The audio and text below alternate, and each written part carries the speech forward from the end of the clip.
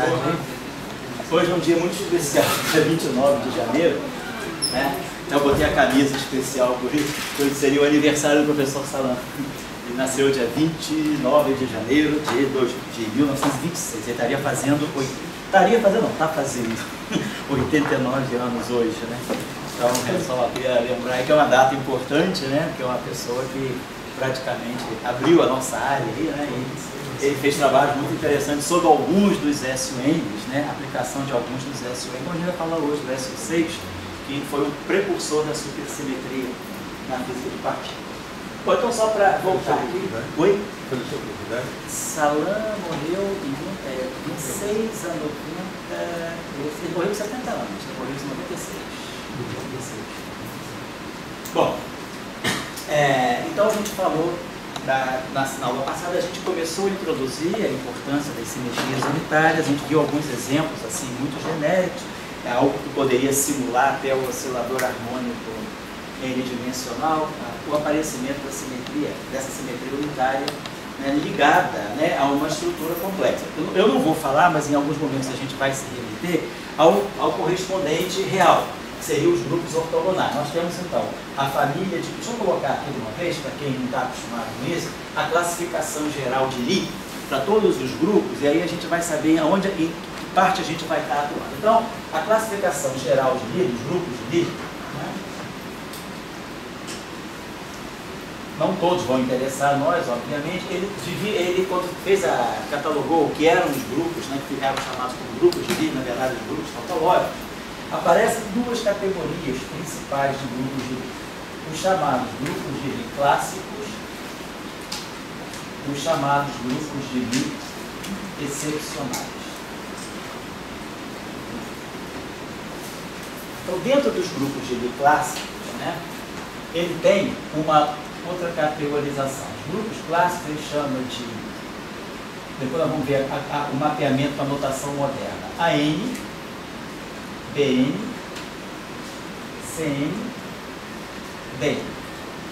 Então, são 4 categorias de grupos clássicos. E dos grupos excepcionais, ele catalogou também alguns grupos excepcionais, que são o G2, F4, E6, E7 e E8. Então, esses grupos de Lie excepcionais são também grupos de Lie, mas que não são caracterizados por uma ação, como, por exemplo, os grupos SUN, deixo invariante, uma forma bilinear complexa. São grupos que são classificados, vamos ver aqui, quando a gente falar aqui da chamada rede de raízes, ou diagrama de raízes, que a gente vai falar na próxima aula, pelo diagrama de raízes a gente consegue fazer uma leitura de todos os possíveis grupos de Lie. Então, esses grupos excepcionais aparecem e eles custaram um pouquinho mais a entrar na física. Na verdade, eles acabaram entrando na física. Tanto o G2 como todos esses grupos apareceram, acabaram entrando na física. São chamados, é o que a gente chama de uma física excepcional, mas digamos, tem física e tem modelos de unificação, inclusive, baseados nesses grupos excepcionais. Mas claro que a gente está mais ligado aos grupos chamados AN, né, esses grupos clássicos. O grupo AN, ele está, na verdade, associado ao grupo SUN. Então, quando a gente fala de grupos do tipo SUN, mas o N pode ser maiúsculo ou minúsculo, né? Quer dizer, um grupo, geralmente faz assim, então, a categoria dos grupos AN é a categoria dos grupos unitários, o N. A categoria dos grupos BN é a categoria dos grupos ortogonais em dimensões pares, SO2N. Por exemplo, SO2, SO4, no espaço euclidiano quadridimensional. Os grupos CN são chamados grupos simpléticos, SO2N, e os grupos DN, aqui é o contrário, aqui é SO2N mais 1, e aqui é o SO2N. Aqui tem uma distinção entre grupos ortogonais em dimensões pares e dimensões ímpares por causa das chamadas representações escritoriais. Então, na categorização dos grupos de Lie, tem essa distinção. Na verdade, são grupos da mesma categoria, são grupos ortogonais, grupos que fazem rotações em espaços euclidianos 2n mais 1 ou 2n dimensionais, que são os grupos simpléticos, E aqui estão os nossos grupos unitários. Então, vamos estar trabalhando com essa categoria aqui. Apesar de que alguns desses grupos aqui têm relação de equivalência com alguns desses grupos aqui. Vamos ver hoje, por exemplo, o SU2 está ligado, na verdade, ao ST2, e o SU4, por exemplo, o SU4 está ligado ao SO6, então o SU2 está ligado ao SO3. Então a gente tem relações de equivalência também entre esses grupos. Mas é só para vocês ficarem sabendo, né? Quem são, na verdade, os grupos de Lie. Então, esses são a categoria de grupos clássicos e esses os excepcionais. Bom, cada grupo, como a gente falou, é caracterizado por um certo número de parâmetros, né? Só para a gente lembrar da aula passada, a gente acabou vendo, se eu pegasse um grupo, pegamos o grupo U1, então nós vemos que o grupo 1 ele tem dimensão 1. Porque ele depende de uma apenas de parâmetros. É uma matriz unitária, quer dizer, um número, 1 por 1, uma matriz unitária 1 por 1, é uma fase. Então é uma coisa que tem um parâmetro só, é uma transformação desse tipo, assim. Alguma coisa que seria um elemento genérico do grupo 1. Né? Depois a gente falou do grupo, da possibilidade de abrir o grupo 2 e o grupo SU2. A diferença entre eles, né, sendo a particularização do determinante 1 aqui, que reduzia de um parâmetro aqui. Nós tínhamos visto que a estrutura geral de uma matriz U2, né, uma matriz unitária, bastava ser unitária 2 por 2, ela podia ser colocada nessa forma, algo desse tipo, exponencial de alfa, um E e beta, e um cosseno beta. Aqui um E e alfa, um E e gama, um seno de θ, aqui menos E menos e gama, seno de θ, e aqui um E menos e beta, cosseno de θ. Então essa matriz aqui, se a gente olhar o determinante dela é essa fase, é o E e alfa. Então, essa fase cancela essa, no produto do determinante, essa fase cancela essa. Então eu fico com esse fator em comum, é exponencial de alfa, cosseno ao quadrado mais seno ao quadrado. Então o determinante dessa matriz é uma fase. Então essa matriz é uma matriz unitária, dependendo de 4 parâmetros, né? 3 fases e um ângulo. Isso é importante, isso tem uma importância crucial na física de interações fracas. Na física de interações fracas, quem já ouviu falar na chamada matriz de Kabibo-Kobayashi-Mascal, que mede a violação de CP nas interações fracas ligadas às correntes carregadas, a gente tem um problema exatamente desse. A gente lá, como tem 3 famílias de quarks, então nós temos uma matriz, não U2, nós temos uma matriz U3, né, uma matriz unitária tridimensional, 3 por 3. E nós vamos discutir daqui a pouco, essa matriz unitária 3 por 3, ela depende de 3 ângulos e 6 fases. E do ponto de vista da física, esses 3 ângulos são importantes, mas dessas 6 fases, 5 fases não são físicas, sobra uma fase que tem significado físico, que é, na prática, aquilo que mede a violação de CP nas interações fracas. Então, essa estrutura de U3 e essa fase que sobra a matriz de U3 foi crucial para dar o prêmio Nobel para o Kobayashi-Mascal, junto com o Nambu, prêmio Nobel de 2008, pelo trabalho deles de 1972, né, em que eles preveem a existência de uma terceira família de quarks. Né? Na época que eles fizeram o trabalho, só se conheciam 2 famílias de quarks, assim mesmo incompleto. Você conhecia o quark U, o quark D e o quark S. Não se conhecia ainda o quark com Charlie, e muito menos a segunda família, o Bild e o Top. Pela estrutura das interações fracas, Kobayashi e Mascal observaram que tinha uma matriz, uma simetria U3 ligada ao problema da massa dos quarks, e aí eles entenderam que essa matriz U3 podia ser parametrizada por 3 ângulos e 6 fases. Aqui no caso o 2 é mais simples. No caso o 2, ela pode ser parametrizada por 3 ângulos, 3 fases, perdão, e um ângulo.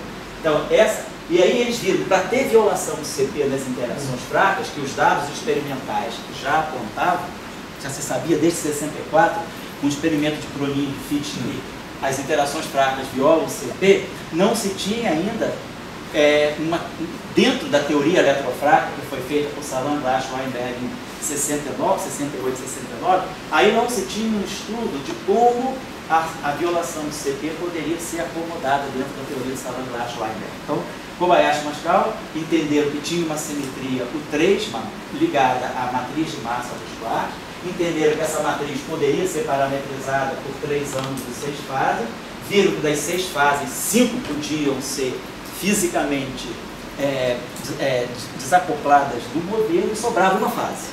E com essa fase eles foram capazes de mostrar que realmente a teoria de Salandra-Schweinberg ela viola CP por causa dessa fase que está presente dentro de uma matriz o 3. Então, essas simetrias elas têm um significado importante em física, não é só um jogo matemático assim, de classificatório, dizer o espectro é degenerado, não, a gente tem uma dinâmica e a própria definição do que é o quark, do que é o quark D, do que é o quark estranho, do que é o quark B, ela está ligada intrinsecamente a uma simetria U3, eu vou falar sobre isso daqui a pouco. Então, desculpa. Diria que para a física atual, sim, na percepção, se eu quiser ir ao banheiro, eu vou precisar ter um desses coeficientes aí. Um desses.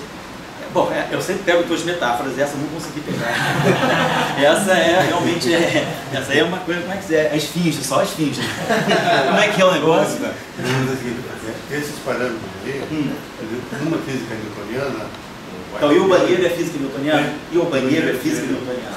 Você não teria isso aí, tá, a ser vigiando por cima. Isso. Agora, uma partícula, de repente, tem CP, não tem CP, não dobra a esquerda, não dobra a direita, dependendo dessa nova coisa que é muito maluca, assim, são esses parâmetros. Então, eu entendi a tua metáfora, vou traduzir. A questão é a seguinte, nós temos uma física macroscópica e uma física microscópica mais fundamental. A física macroscópica, uma física mais newtoniana, a gente soma efeitos que a gente nem percebe. Dentro da visão de Newton, massa é um aglomerado cuja origem microscópica é completamente ignora. Se a massa é feita de prótons, de nêutrons, de elétrons, não importa. Então, do ponto de vista inércia, macroscópico é isso. Tem uma inércia. Agora, dentro de uma física mais fundamental, quando você começa a identificar a estrutura microscópica daquilo que você está falando, aí a gente é obrigado a passar pela mecânica quântica. Aí a mecânica quântica é uma estrutura. Depois, na mecânica quântica já não é suficiente, eu preciso ir talvez para uma abordagem de uma teoria quântica de campos. E aí a gente começa a perceber detalhes, né, das interações muito mais sutis. E aí essas simetrias entram no jogo. Então, eu diria, numa física macroscópica, você pode abrir mão disso. Em que momento você fala de uma simetria SO3 num problema de física newtoniana? Só quando a gente fala do oscilador harmônico tridimensional, mas as simetrias unitárias, elas estão ligadas a fases. Dentro da física clássica, né, as fases não são nada importante. As fases começam a ser importantes para dar interferência, efeitos importantes na mecânica quântica. As fases topológicas, as fases, né, a fase de Berry, a fase de Aharonov-Kasha, Aharonov-Von. Então, as fases começam a desempenhar um papel importante. E as matrizes unitárias vão por aí. Eu tinha falado para vocês na aula passada que a característica maior de uma matriz unitária é que ela é a generalização matricial de uma fase. Quer dizer, quando a gente fala de um número real, né, um número real, ele vira uma matriz hermitiana. Uma fase, ela vira uma matriz unitária. E a gente sabe que um número complexo, né, ele vira uma matriz complexa, então uma matriz N qualquer. Toda matriz complexa pode sempre ser escrita como o produto de uma matriz hermitiana por uma matriz unitária. Da mesma forma que todo número complexo pode ser colocado na forma polar. Eu tenho o seu módulo e tenho o ângulo de fase, né? Então, isso aqui é a representação polar do número complexo. Isso aqui é a representação polar de uma matriz complexa. O que é o número real positivo é a matriz hermitiana e o que é a fase é a matriz unitária. Então, a matriz unitária está ligada à fase. Portanto, por isso que ela aparece sempre na mecânica quântica. Na mecânica quântica, a fase começa assim. Então, isso aqui é geral. E foi isso aqui que o Kobayashi e Mascal usaram. Eles usaram esse teorema meio esquecido da álgebra linear, que toda matriz complexa, qualquer matriz complexa, pode sempre ser colocada sob a forma de uma matriz hermitiana vezes uma matriz unitária. Você pode quebrar desse modo. Quer dizer, quantos parâmetros tem uma matriz hermitiana N por N, quantos parâmetros tem uma matriz unitária N por N, vai ser o grupo de parâmetros aqui. Vamos ver só. Se eu pegar uma matriz hermitiana, qual é a característica da matriz hermitiana N por N? Se eu pegar uma matriz hermitiana, vamos dizer assim, N por N. Então, a diagonal dela é toda real. A gente já sabe, a diagonal dela é toda real. E aqui fora, essa parte superior e essa parte inferior, a diagonal superior e a diagonal inferior, são relacionadas por causa da condição de hermitiano transcontínuo conjugado. Os números reais que estão aqui são os mesmos que estão aqui. Então, vamos dizer, uma matriz hermitiana complexa, ela tem dois N2 elementos reais. Certo? Ela tem N2 elementos como matriz. Parte real e parte imaginária. Então, uma matriz complexa tem dois N2 parâmetros. Mas sendo hermitiana, a diagonal é real. Então, eu já matei N partes imaginárias aqui, na diagonal. Porém, agora, esse lado aqui, os parâmetros que estão aqui são os mesmos que estão aqui. Então, eu tenho, no total da matriz, quer dizer, eu tenho N2, né, menos N sobre 2, elementos acima de diagonal, né? N2 menos N sobre 2, N2 menos N sobre 2 aqui. Só que esses caras que estão aqui são esses caras que estão aqui. Então eu conto isso aqui uma vez só. Mas como isso aqui são números complexos, eu tenho que multiplicar por 2. Então eu vou ter 2N2 menos N2 mais N. Então essa minha matriz hermitiana ela vai ter N2, né, elementos reais. Né? Então ela tem N2 elementos reais. Então aqui eu tenho uma matriz hermitiana N por N, ela depende de N2 parâmetros reais. Se a matriz é unitária, vamos dar uma olhadinha na matriz unitária. Então, se eu tenho uma matriz unitária N por N, ela satisfaz essa relação de invertibilidade aqui, né? Então, se a matriz é unitária, em princípio também é uma matriz complexa. Então, ela tem N2 elementos complexos. Portanto, 2N2 parâmetros reais. Porém, essa condição aqui vai me impor vínculos. Então, eu vou impor que toda diagonal vale 1 e tudo que é fora da diagonal vale 0. Só que essa matriz aqui, que é a identidade, ela já é hermitiana. Então, quando eu for igualar os elementos da diagonal desse produto a 1, quer dizer, o elemento 1 vai ser 1, o elemento 2 vai ser 1, esses elementos da diagonal já saem reais.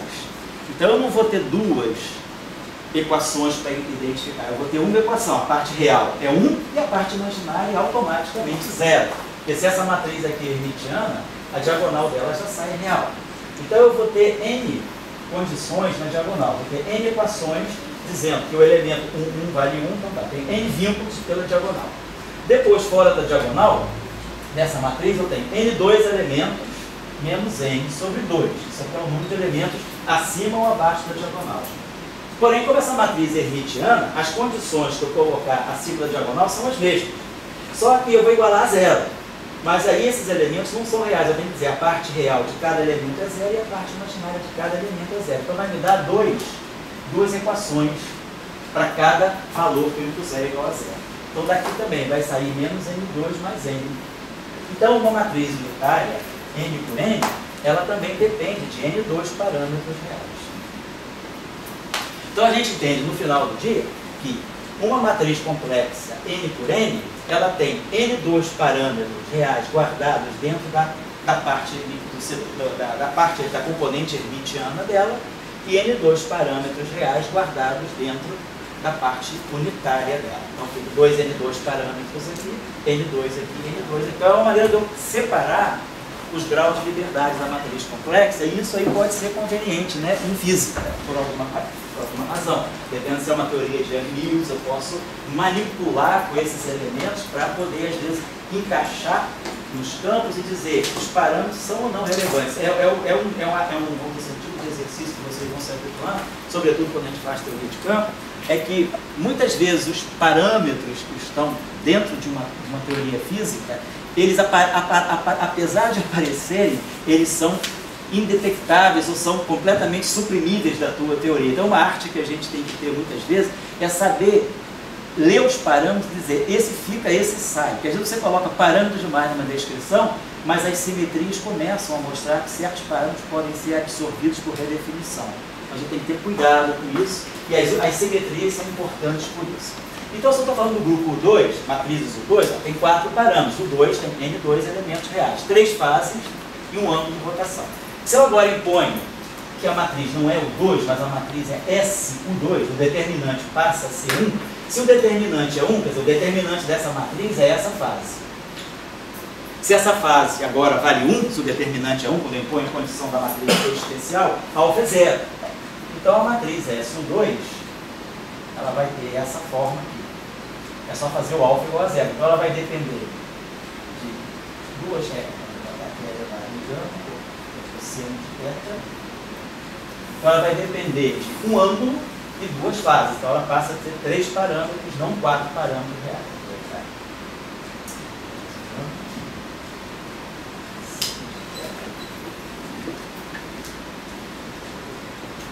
Então essa matriz aqui, agora sim, essa matriz tem determinante 1. É uma maneira de eu representar uma matriz SU2, não é a única, vou mostrar outra daqui a pouquinho.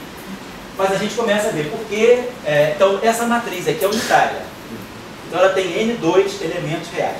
Quando eu imponho a condição do determinante C1, eu perco um parâmetro, não 2. Vocês poderiam pensar, o determinante de uma matriz unitária, opa, saúde aí, uma matriz unitária é real, é complexa, então, em geral. Então, o determinante de uma matriz complexa é um número complexo. Se esse número complexo é igual a 1, é porque a parte real dele é 1 e a parte imaginária dele é 0. Então, quando eu imponho que a condição do determinante C igual a 1, a parte real do determinante vale 1 e a parte imaginária vale 0. Então, eu teria duas condições de vínculo ao colocar essa especificação da matriz ser especial. Porque eu estou dizendo, essa matriz é só unitária. Essa não. Essa é unitária, mas tem determinante 1. Determinante 1 são duas condições reais. No entanto, eu estou observando que essa matriz tem 4 parâmetros e essa tem 3. Eu só caí 1 grau de liberdade, só perdi um parâmetro, não perdi 2. Eu não impus 2 condições, impus 1. Por quê? Porque se a matriz é unitária, eu já tenho um vínculo, mas se a matriz é unitária, o determinante dela é uma fase, como a gente já mostrou. O determinante dela é sempre uma fase. Então, quando eu faço que essa fase é 1, na verdade, basta dizer que o alfa é 0. Então, na verdade, eu tenho... Quando eu digo que a fase é 1, eu já estou eliminando uma dessas condições. A fase 1, ela tem módulo 1. Quer dizer, a fase, todo o módulo da fase é 1. Então, isso automaticamente me diz que essas duas condições não são independentes. Basta, na verdade, eu fazer alfa igual a 0, eu já fixo que a fase é igual a 1. Então, para eu passar de uma matriz unitária para uma matriz especial, unitária especial, quer dizer, para eu sair do S, do N, do 2 para o S2, eu imponho apenas uma condição, é a mesma coisa. Se eu sair do N, quer dizer, a dimensão do grupo N, se eu pegar o conjunto de todas as matrizes unitárias N por N, a dimensão é N2. Agora, se eu pegar a dimensão do grupo SN, eu apenas imponho uma condição, que é esse alfa ser 0. A determinante ela já é uma fase. Então, o módulo do determinante já é 1. Se o número complexo tem módulo 1, é porque a parte real é 0, a parte imaginária é 0. Mas como ele eu estou impondo o determinante 1, na verdade, a única condição que está saindo é essa aqui. Impor que a parte imaginária do determinante seja 0. Então, eu caio com uma condição. Então, o grupo SN, ele tem a dimensão dele é N2 menos 1. Então, o grupo SU2, a dimensão é 3, tem 3 parâmetros reais. Se eu pegar o grupo SU3, a dimensão é 8. Eu vou ter uma matriz SU3, como nós vamos ver, vou deixar uma tarefa para vocês fazerem, ela vai depender de 8 parâmetros reais. Então, essas são as duas propriedades, as primeiras propriedades gerais da dimensão. E aí a gente vai ver, a física vai depender disso. Quando é que eu vou saber que eu estou num problema físico, se a simetria, sei lá, pode ser SU3, mas será que a simetria não poderia ser um SU6 também? Ou será que a simetria não poderia ser um SU8? Então, como é que essa numerologia bate com a teoria de grupo? Então, vamos começar a ver quais são as propriedades fundamentais dos grupos para a gente começar a fazer essa associação. Então, deixando isso de uma maneira geral, nós vamos estar basicamente envolvidos. Pode falar. Pode falar. Vamos dizer, eu estou entendendo o seguinte, você quer fazer uma física dependendo do número de parâmetros. Certo. Então, eu quero um banheiro com 3 parâmetros. Então, quer dizer, você pode ter também grupos com o mesmo número de parâmetros. Posso. E daí como é que se distingue? São físicas diferentes, né? Por exemplo, o grupo SO2 tem 3 parâmetros.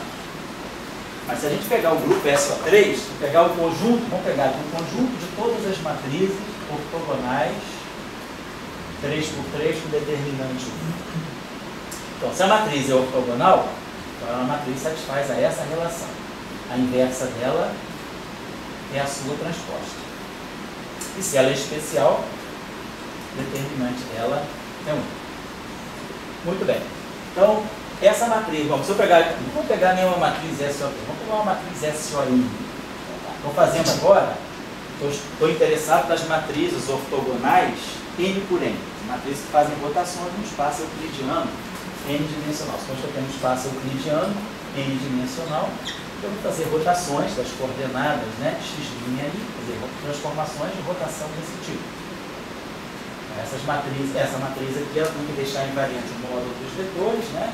Então o módulo disso aqui é x' transposto x', x' é rx, então isso aqui me dá x transposto, r transposto, rx.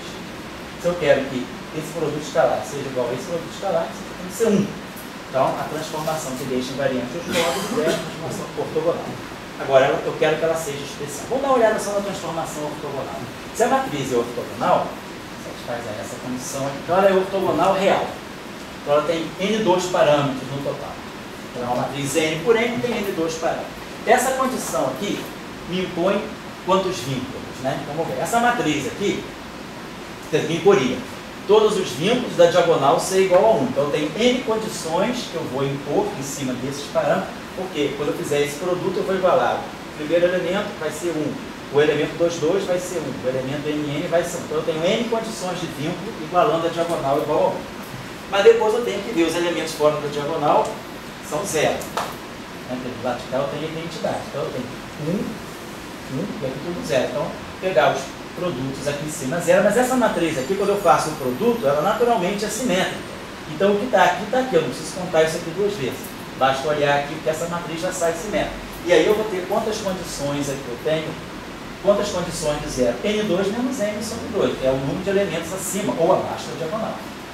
Então essa equação, essa aqui me dá N2 menos N2 sobre 2, me dá N2 sobre 2, e aqui menos N sobre 2. Então isso aqui fica N menos 1 sobre 2, isso? Impus apenas essas condições aqui, é a condição de ortogonalidade, né? Impôs que toda diagonal é 1 e os elementos fora da diagonal são 0. Então eu tenho esse número de elementos aqui. Então a N, por exemplo, vamos pensar então no grupo SO3. Então o meu grupo SO3, ele tem 3 vezes 2, 6, porque tem 3 elementos. Meu grupo SO2 também tem dimensão 3. Tem 3 parâmetros. Agora, qual é a relação entre esse e esse? Será que 2 grupos tendo as mesmas dimensões, o que fazem com que eles sejam diferentes? Então a gente tem que olhar as propriedades, não só dos parâmetros, mas das próprias representações.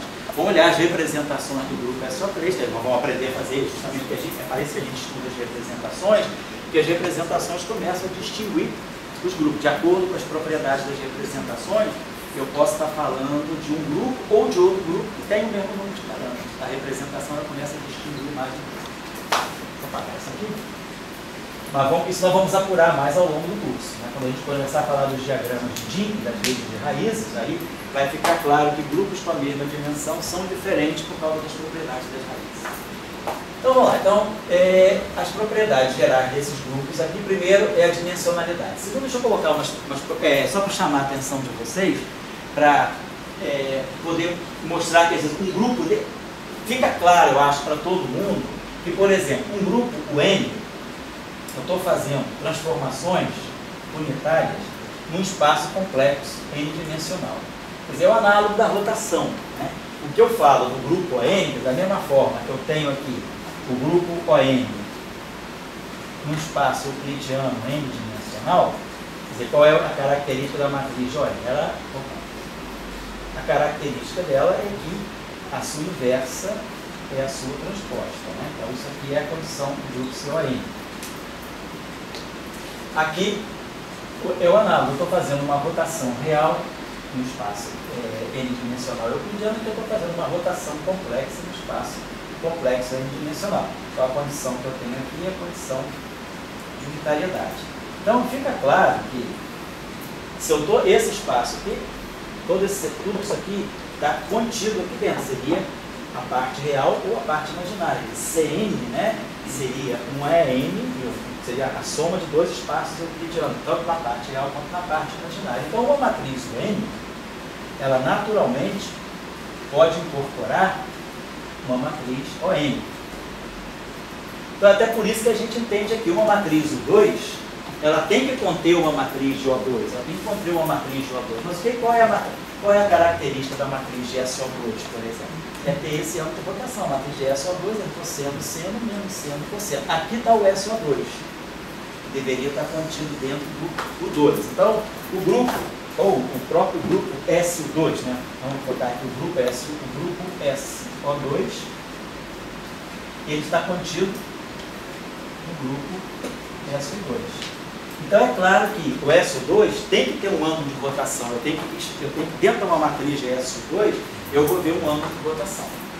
Então é esse ângulo que está aqui, dentro da matriz do SO2. Um ângulo dela. E aí, claro, sobram aqui, tem 3 parâmetros, sobram 2 parâmetros. Esses 2 parâmetros são a fase, que vai estar por conta dessa matriz unitária. Então, sempre, às vezes, a gente pode começar a ver grupos ortogonais como sendo subgrupos, né, de grupos do tipo unitário. Mas tem uma outra categoria de grupo que é interessante também, que não é muito popular, mas que aparece na física, que são os chamados grupos simpléticos. Então, um grupo simplético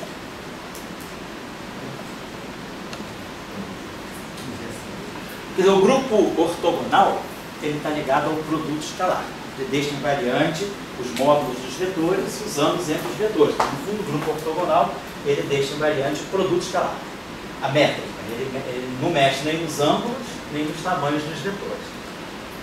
O grupo ST ele está ligado a um produto antissimétrico. Eu posso fazer produto, quando eu faço um produto de 2 vetores, quando eu pego um vetor U e tento fazer um produto tensorial por um vetor V, como é que eu faço o produto de 2 vetores? Eu posso pegar, por exemplo, o produto escalar. Como eu posso também pegar o produto vetorial. Então, se eu pegar tem que saber de que produto eu estou falando. Aqui está ligado ao grupo ortogonal. Isso aqui é o produto escalar. Então, isso aqui está ligado a ângulos e módulos. Então, quem deixa invariante esse produto escalar é o grupo ON. Agora, o produto vetorial, deixa eu apagar aqui um instantinho só.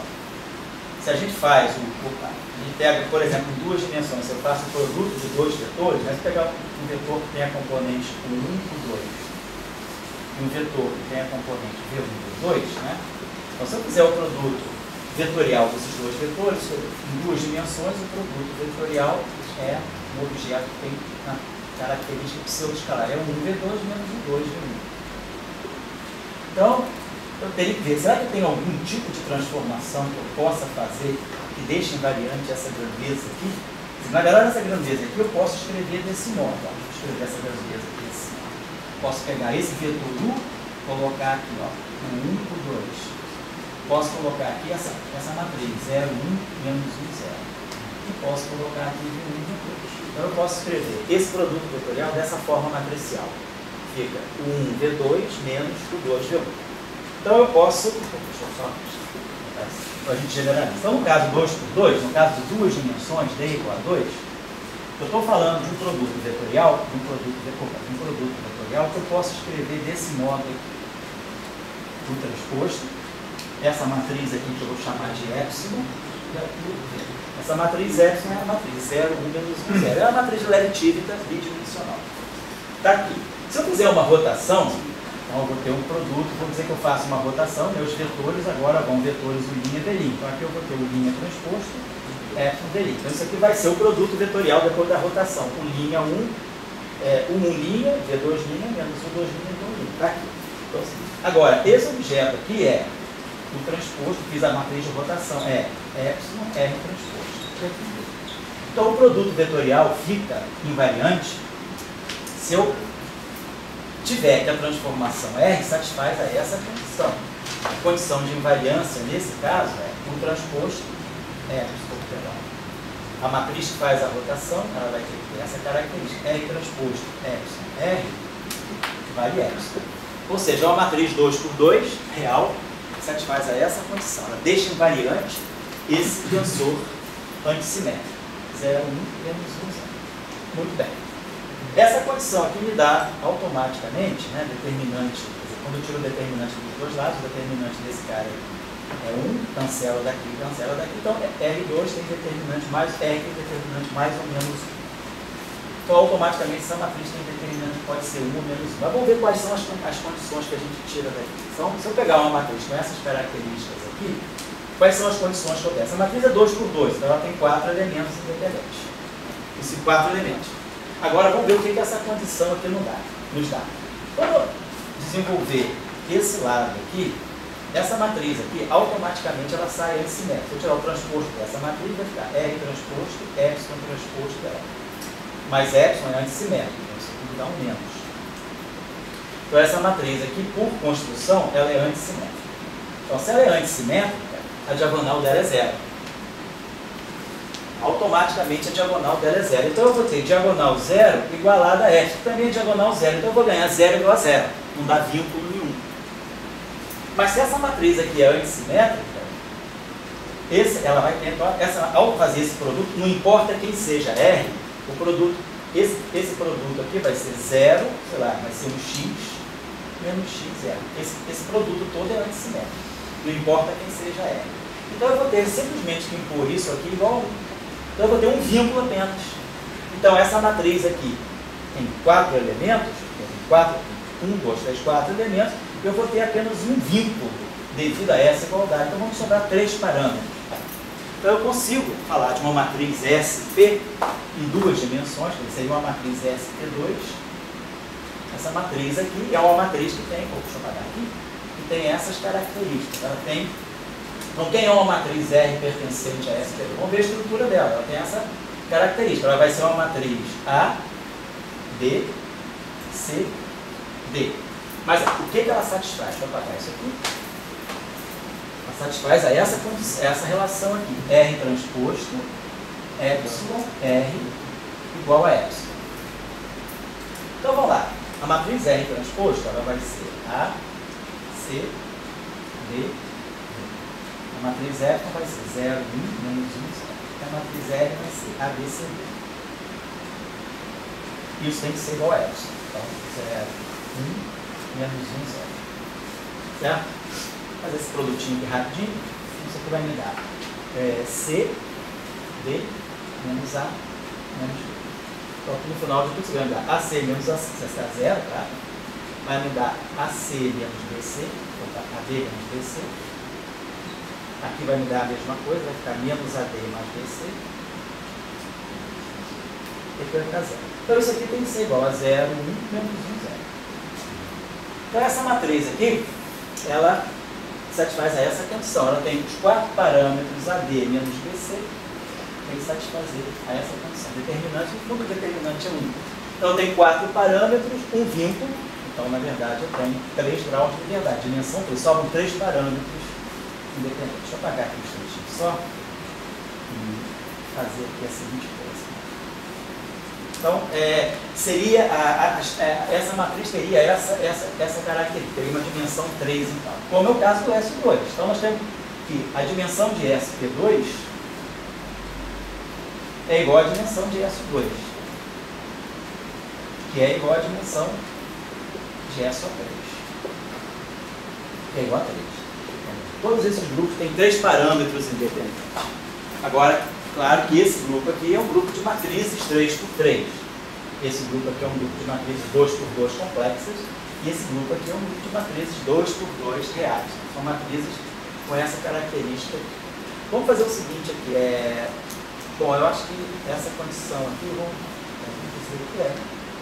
Vamos deixar isso aqui assim como está. Só para agora a gente fazer uma generalização.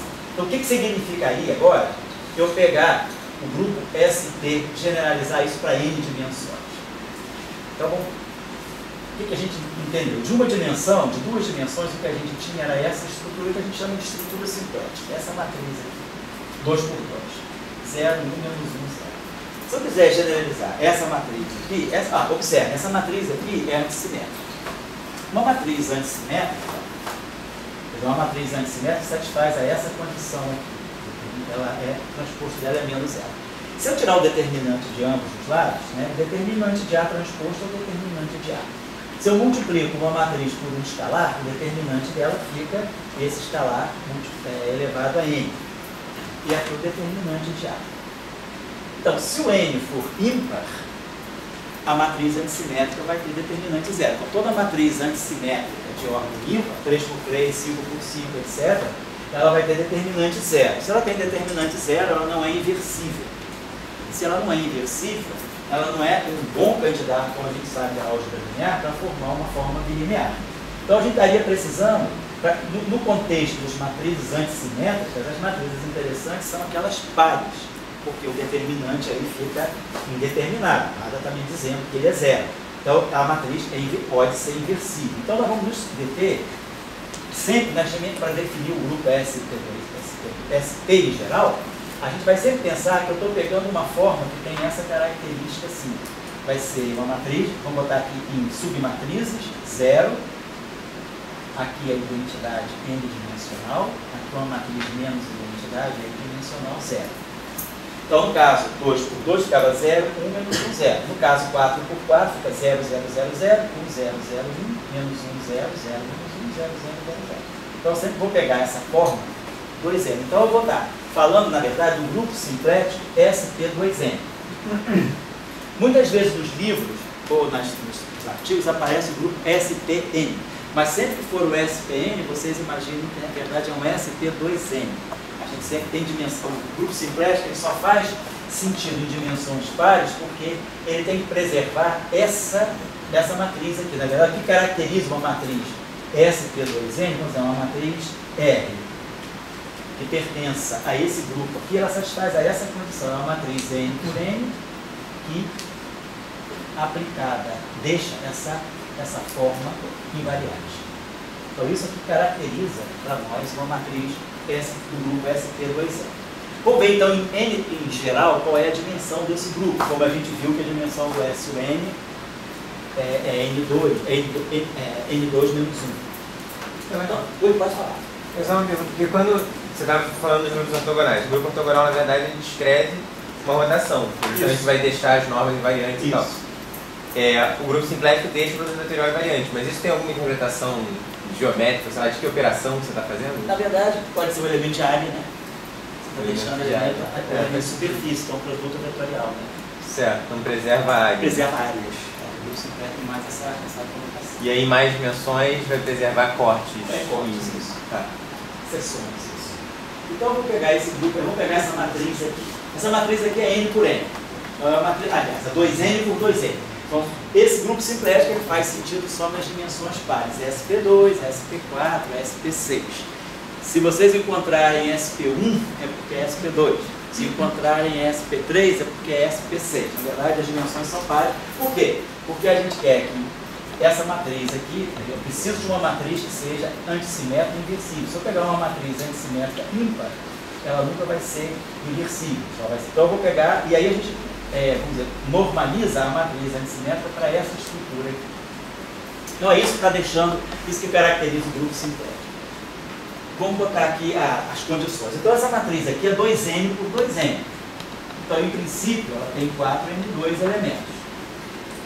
É o número de elementos total dela.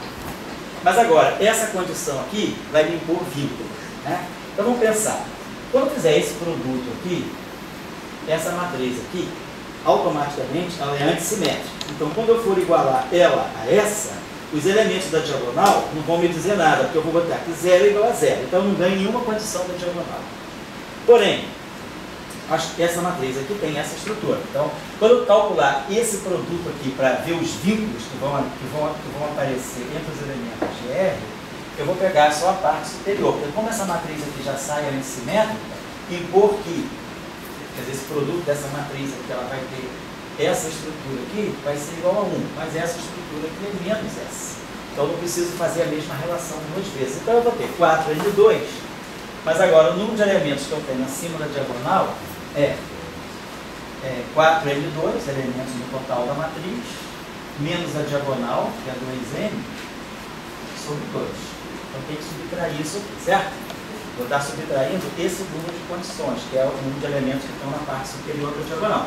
Então é 4N2 menos 2N, que é o número de elementos da diagonal, sobre 2. Então aqui eu vou ter 4N2 menos 2N2 dá 2N2. E aqui fica mais N, né? Então fica 2N2 mais N. Então fica 2N, né? Vou botar aqui 2N que multiplica 1 mais 1, né? Posso botar o N de 2. Então N, 2N mais 1. A gente teria, ou então posso colocar desse modo, 2N sobre 2, né? 2N mais 1 sobre 2. Se é uma matriz simplética, se eu estou no caso 2 por 2, né? Se eu estou falando do grupo simplético SP2N, quer dizer, SP2, então 2N é 2. Então 2 vezes 3, 6 por 2, 6. Se eu estou falando da matriz simplética SP4, então 2N é 4. Então 4 vezes 5, 20 por 2, 10. Então a dimensão do grupo SP2N é 2N, 2N mais 1 sobre 2, certo? Então, de novo, como eu tinha falado, o grupo SP2 tem 3 elementos independentes, certo? Então, e o grupo SP4, esse grupo aqui apareceu sendo muito importante. Esse grupo SP4, ele tem dimensão 10. Esse grupo foi bastante citado aí quando começou a teoria de cordas. Ele teve um papel importante em alguns aspectos ligados à teoria de cordas. Mas o grupo SP4 também foi interessante, apareceu na física de Haydn lá no início da década de 60, quando Gell-Mann estava fazendo a teoria dos quarks. Havia uma discussão na literatura de qual seria o grupo de simetria das interações fortes, que acabou sendo o grupo SO3, né? Mas na época muitos grupos apareceram como candidatos, então tinha vários grupos de pesquisa investindo em diferentes grupos. Um dos grupos interessantes na época da discussão, né, quando da 60, 61, a teoria de Gell-Mann. Gell-Mann fez o trabalho dele lá em 64, o trabalho dos quartos, da simetria com Gell-Mann e Riemann foi em 64, mas a discussão veio já da início da década de 60, havia vários candidatos de grupos de simetria para as interações fortes. Um dos grupos que apareceu foi o grupo simplético. O grupo simplético, SP4, apareceu o grupo SO3, que foi o que o Gell-Mann investiu e acabou sendo o grupo correto. Apareceu o grupo G2 também, que é um grupo excepcional de que eu tinha falado, e tinha também o grupo SO5. Então apareceram vários candidatos a grupo de simetria das interações fortes. Investiu-se nesse, investiu-se nesse, investiu-se nesse e investiu-se nesse. Esse aqui acabou sendo, demonstrou ser o grupo correto. Então, pela dimensão, depois nós vamos ver por que SP4 aparece. Qual é a característica? É a dimensão ou que característica SP4 tem que fez com que ele fosse possivelmente, fosse cogitado para ser um possível grupo de simetria das interações fortes. Eu vou entrar com esse conceito já, que é o conceito de rank ou posto do grupo. O que é o posto? O grupo tem uma dimensão, mas ele também tem uma coisa chamada posto. Em português é posto, em inglês é o rank. Isso aqui é que está ligado aos números quânticos. Então, quando a gente fala de física, né, sobretudo de física mais fundamental, o importante do grupo é o rank, porque isso aí vai estar associado ao número, aos números quânticos que a gente pode usar para definir os estados do sistema associados àquela simetria. Então depois a gente vai falar desse conceito. Bom, então, só para lembrar vocês, vou colocar aqui algumas relações que eu coletei, pode ser útil em algum momento do trabalho de vocês ou dos estudos de vocês, essas relações de grupo que está dentro de grupo. Eu tinha separado uns interessantes aqui, que são esses aqui. Por exemplo, você disse que se eu tiver um número de parâmetros no posto, você já começa a ter uma boa identificação de qual é de como colocar isso dentro de uma física. Mas você pode ter grupos que mexem com coisas? Pode, você pode ter grupo que tem o mesmo número de parâmetros e o mesmo posto, mas serem diferentes. A gente tem que, isso aqui que é fundamental, as representações vão ser muito importantes. Porque a representação, como eu falei na aula passada, antecipei para vocês, a representação é quando você coloca os estados. Um sistema físico, ele pode aparecer sobre tantas configurações, as representações, elas englobam as configurações físicas que um sistema pode ter. Então não basta dar uma dimensão e um custo, tem que saber as representações. Deixa eu colocar aqui, vamos dizer assim, as condições de pertencimento assim, importantes são essas aqui. Por exemplo, o grupo SUN, ele contém um S e P, claro que P é menor do que S e P, vezes SU N menos P, vezes 1. Desde que P seja menor do que N. Então, sempre que eu tiver um grupo SUN, eu posso encontrar subgrupos com essas características dentro do grupo SUN.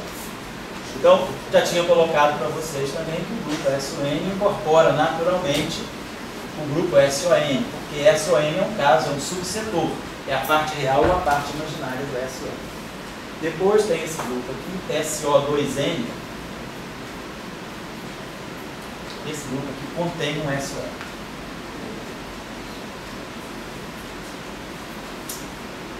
SP, o grupo simplético SP2N,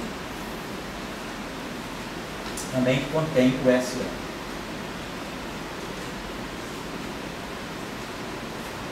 Por exemplo, SP4 contém um SO2 dentro dele. Quando você diz potente, você tem maior número de parâmetros? Claro. Esse grupo aqui, ó, se você observar bem, esse grupo aqui tem N2 menos 1 parâmetro. Esse grupo aqui tem P2 menos 1. Esse grupo aqui tem N menos P ao quadrado menos 1 parâmetro. Esse grupo aqui tem 1 parâmetro. Então, para um grupo conter o outro, ele precisa ser mais geral do que o outro. Então, aqui eu vou estar somando, né? Que vai dar N2 menos 2PN mais P2 menos 1. Então, vamos dizer, esse menos 1 aqui cancela esse mais 1 aqui, quando eu somar. Aqui eu vou ter, então eu tenho que esse N2 aqui, e obviamente N2 é maior do que N2 menos 2PN mais 2P2 menos 1. Então esse P aqui sendo menor do que N garante essa condição de pertencimento. Depois aqui é a mesma coisa, ó, esse grupo aqui contém N2 menos 1 parâmetro. Mas o SON contém N menos 1 sobre 2. Esse número aqui é maior do que esse, para N maior do que 2, né? A mesma coisa aqui, esse grupo SO2N, ele tem 2N menos 1 sobre 2 parâmetros. O grupo SON tem N2 menos 1. Então a gente pode observar que para todo N maior do que 1, esse número aqui é maior do que esse, e assim vai. O grupo SP2N é 2N mais 1 sobre 2. Então, essas relações aqui são às vezes importantes, sobretudo quando a gente vai estudar quebra de simetria. Muitas vezes estudando quebra de simetria, eu preciso saber quais subgrupos estão dentro de um certo grupo. SP2N, então, postei aqui um outro grupo que vai ser S14N, contém SP2N. Por exemplo, essa relação. Bom, depois relações interessantes são, por exemplo, a gente saber que SO3, SO2 e SP2 tem um tipo de equivalência que vai ficar claro qual é, mas todos têm 3 parâmetros, então são grupos que têm uma relação muito próxima. Por exemplo, o grupo SO4, ele na verdade é equivalente a um produto cartesiano de 2 SO2. E, bom, tudo bem. Então esses aqui são os grupos mais interessantes para a gente, né? Essas relações aí podem ser interessantes em algumas situações, sobretudo quando a gente estuda o mecanismo de Higgs, quebra espontânea de simetria. Eu não estou querendo chamar a atenção só para vocês perceberem que é às vezes importante localizar dentro de um grupo um outro grupo notável. Então, dentro do SO4, por exemplo, eu localizar os SO2. Eu posso ter então um SO4 que tem SO2 vezes SO2 vezes o 1. Então, qual é o papel desse SO2, SO2, 1 dentro do SO4? Então, isso é uma questão que remete a alguma física. Tá? Então, esses são aspectos gerais assim. Vamos pegar, eu sempre falei para vocês, eu falei algumas vezes na aula passada, que se a gente entender bem o grupo SO2, a gente entende bem praticamente toda a dinâmica da teoria de grupo. Então, vamos observar uma relação aqui do grupo S2. Vamos observar essa questão. Vamos pegar a estrutura de uma matriz S2. Né? Nós parametrizamos a matriz S2 hoje, como a gente viu, por duas fases e um ângulo. Vamos abandonar essa parametrização. Vamos escrever a matriz S2 de uma outra forma que a gente escreveu na aula passada, que é usando números complexos na sua forma cartesiana. A matriz tem essa estrutura aqui, xy menos yx, onde x2, né, é o que escutar aqui, x está, y menos y está. Então essa matriz aqui tem módulo de x ao quadrado, mais módulo de y ao quadrado, isso aqui é uma matriz S2. Então é uma matriz complexa, né, eu posso escrever ela desse modo, vou parametrizar ela desse modo. Alfa mais e beta, gama menos e delta, gama mais e delta, e alfa menos e beta, menos gama menos e delta. Então, se eu pegar o determinante dessa matriz, tá alfa 2, mais beta 2, mais gama 2, mais delta 2, igual a 1. Então, essa é a estrutura geral de uma matriz S2, desde que alfa, beta, gama e delta satisfaçam aquela condição de ser igual a 1. Bom, essa matriz aqui tem determinante 1. Toda matriz com determinante 1 pode sempre ser escrita como teorema da álgebra linear. Toda matriz com determinante 1 pode sempre ser escrita, a matriz M tem determinante 1, ela pode ser escrita como a exponencial de uma outra matriz. Posso botar aqui os parâmetros, botar aqui uma matriz iônica, ou posso até esquecer, botar uma matriz ônica. Desde que, se essa matriz tem determinante 1, essa matriz tem traço zero. Então, uma matriz com determinante 1, ela pode sempre ser expressa como exponencial de uma matriz com traço zero. Então, a matriz que aqui tem traço zero, automaticamente garante que essa matriz aqui tem determinante 1. Então, se essa matriz aqui é uma matriz unitária, vamos colocar então, qual é o conjugado hermitiano dela. Claro, a exponencial, quer dizer, o conjugado hermitiano da exponencial de uma matriz é a exponencial do conjugado hermitiano. Se eu tirar o conjugado hermitiano dessa parametrização, eu venho essa matriz aqui. E aí essa matriz aqui tem que ser inversa dessa. Isso aqui é n menos 1. Portanto, isso aqui é exponencial de menos 1. Então, nesse caso, né, eu tenho essas duas condições. Se essa matriz aqui é uma matriz S(n), essa matriz aqui, ela vai ter traço zero e vai ser anti-hermitiana. Para evitar a anti-hermiticidade, a gente coloca um i aqui. Se eu colocar um i aqui, aqui vai aparecer menos i. E aqui vai aparecer um menos i. E aí o ômega d'água fica igual a 1. Então a gente coloca esse i aqui só para tornar essa matriz hermitiana. Então o que a gente está dizendo é o seguinte, que uma matriz S(n), ela pode sempre ser escrita como exponencial i de uma matriz aqui. Qual é a característica dessa matriz? Ela é hermitiana e tem traço zero. Vou dar aqui uma matriz H, que é hermitiana, e tem traço zero. Eu não perdi parâmetros fazendo isso. Essa matriz aqui, quantos elementos reais, quantos parâmetros reais independentes ela tem? A dimensão de S(n) é n2 menos 1. Se eu tenho uma matriz hermitiana, a matriz hermitiana N por N, né? Qual é a estrutura dela? Então a matriz hermitiana, ela é real, ela é complexa. Então ela tem, em princípio, 2 elementos reais. Mas se ela é hermitiana, a diagonal dela é real. Então eu perco N partes imaginárias, N parâmetros que seriam as partes imaginárias da diagonal.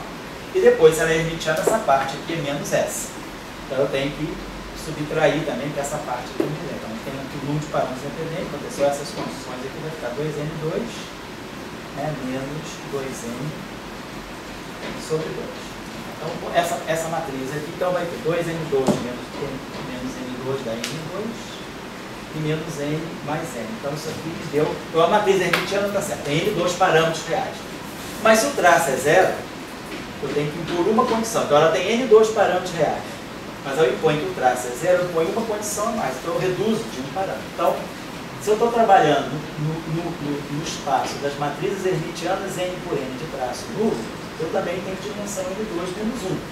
Então eu estou trazendo as dimensões N2 menos 1 da matriz unitária indeterminante 1 para o conjunto das matrizes hermitianas de traço zero. Então essa ponte que a gente está fazendo, isso aqui, então eu estou fazendo essa relação aqui. Essa matriz aqui, vamos dizer que essa matriz N aqui, seja a matriz de N, e aqui eu vou estar colocando essa matriz H. Então eu estou vendo que eu posso fazer quer dizer, o conjunto das matrizes unitárias, né, com determinante 1, é identificado, é determinado pelo conjunto das matrizes hermitianas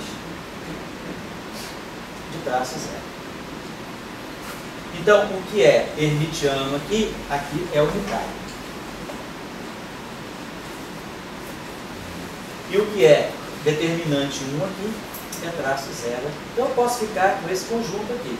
Então, essa matriz SO2 que está aqui, nada me impede de escrever essa matriz desse modo também. Eu posso pegar essa matriz SO2 e escrever essa matriz desse modo, exponencial de I, e aí aqui pegar todas as matrizes hermitianas 2 por 2. Então vamos lá, se eu pegar o conjunto de todas as matrizes hermitianas 2 por 2, a estrutura geral é essa aqui. A, B menos IC, B mais IC, e aqui um D. Só que a matriz não basta ser hermitiana. Para ela ser para a exponenciação dela ser uma matriz de S2, ela precisa ter traço zero. Então esse elemento D aqui tem que ser o elemento menos A. Então agora sim, eu tenho uma matriz hermitiana de traço zero. E aí eu posso escrever essa matriz desse modo. Eu posso botar esse B aqui, 0, 1, 1, 0. Posso botar esse C aqui, 0 menos I, 0. E posso botar esse A aqui, 1, 0, 0 menos 1. Então aparecem aquelas três matrizes notáveis que nós conhecemos como matrizes de Pauli. Então as três matrizes de Pauli nada mais são do que as matrizes de base de um espaço de matrizes hermitianas 2 por 2 de traço zero. Então essas matrizes, elas são muito importantes em física, sobretudo na mecânica quântica, mas em outras áreas também, por causa da relação com as matrizes, por causa da relação com o momento angular na mecânica quântica ou o espinho na mecânica quântica. Então o que nós estamos dizendo é assim, as três matrizes de Pauli, que nós identificamos como sigma x, sigma y e sigma z, são essas três matrizes aqui, x, y, z, elas são a base, né, para expandir qualquer matriz hermitiana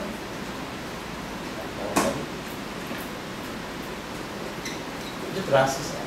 Isso aqui que garante que, como esses parâmetros aqui são reais, né, essa matriz aqui é hermitiana, porque as matrizes de Pauli são hermitianas, e como elas têm traço zero, o traço de H é zero. Então a gente pode, inclusive, né, escrever a minha matriz de S2 parametrizada desse modo, exponencial de I, aqui eu coloco um parâmetro alfa, e boto essa notação de flechinha só para indicar alfa 1, sigma 1, alfa 2, sigma 2, alfa 3, sigma 3. Então eu estou escrevendo a forma geral de uma matriz S2. Agora o que bom, então essas matrizes de S2 aí, elas satisfazem uma relação bem conhecida. Não vou nem fazer aqui porque é por álgebra matricial, a gente pode mostrar que qualquer comutador de uma matriz sigma I, uma matriz sigma J, né? Lembrando que o comutador é o produto simetrizado, né? Sigma I, sigma J, menos sigma J, sigma I. A gente pode sempre expressar esse comutador aqui como sendo duas vezes I, leve-tívica, JK, sigma K. Bom, para eliminar esse fator 2 aqui, a gente divide essa relação por 4. Então, se eu dividir essa relação por 4, eu boto 2 aqui, boto 2 aqui. Acabo com esse 2 aqui e boto 2 aqui. Então, a gente, em geral, a gente associa pega essas matrizes assim, matrizes de Pauli sobre 2, com essas matrizes aqui, elas fecham, aqui, o G do GJ e GK.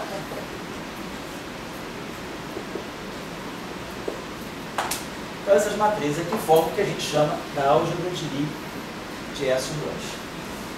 A álgebra é isso, né? A álgebra é a álgebra das matrizes hermitianas de traço nulo. O grupo é o grupo das matrizes unitárias com determinante 1. E a matriz do grupo não é uma matriz da álgebra, porque essas matrizes do grupo, elas têm determinante 1. As matrizes da álgebra não necessariamente. Se eu pegar, por exemplo, a matriz de Pauli sigma x, o determinante dela é menos 1. Então ela não está no grupo, ela está na álgebra. Que caracteriza, né? Então, a gente vai fazer. Qual é a relação entre grupo e álgebra? Porque, na verdade, né, segunda teoria, a gente até pode, os matemáticos gostam de usar como definição que os grupos de Lie são caracterizados por essa relação. Quer dizer, o grupo de Lie, ele pode ser expresso como uma exponenciação numa álgebra de Lie. Então, em geral, né, o matemático define uma álgebra. A álgebra é o quê? É um espaço vetorial. A álgebra tem uma estrutura linear, é um espaço vetorial. Então eu posso definir uma soma, um produto por um escalar, etc. E defino um produto nessa álgebra. Só que o produto que eu estou definindo nessa álgebra é que um elemento vezes outro é calculado nesse sentido, no sentido do produto antissimetrizado. Vai dar, quer dizer, é uma relação de fechamento, o produto de dois elementos dando um outro elemento da álgebra. Isso caracteriza a introdução de um produto numa álgebra. Geralmente, uma álgebra é um espaço vetorial. Num espaço vetorial, normalmente a gente não introduz a noção de produto, a gente introduz a noção de soma e de produto por um escalar. Mas eu posso também enriquecer uma álgebra definindo um produto entre os elementos da álgebra, desde que esse produto seja fechado. Um objeto vezes outro objeto, dando um outro objeto da álgebra. No caso, do produto vetorial. Vetor, vetor, vetor, vetorial, vetor, dá vetor. Então, a gente pensa sempre desse modo. Então, a gente pode trabalhar, como eu falei na aula passada. Geralmente, física, a gente faz com a álgebra. A gente fala o tempo todo de grupo de Lie. Mas, muitas vezes, a maior parte da nossa física, ela está se processando na álgebra. Porque a álgebra é mais fácil de lidar. A álgebra tem uma estrutura linear. É um espaço linear, eu posso somar. Né? Ao passo que um grupo, não, ele tem uma estrutura não linear. Quando eu multiplico dois elementos do grupo, eu estou pegando, na verdade, exponenciais. Então, eu não posso simplesmente manipular essas coisas da mesma forma como eu somo na álgebra. Então, a gente precisa, em princípio, a gente trabalha com as álgebras. As álgebras vão definir os grupos, mas a gente vai fazer teoria de representações aqui.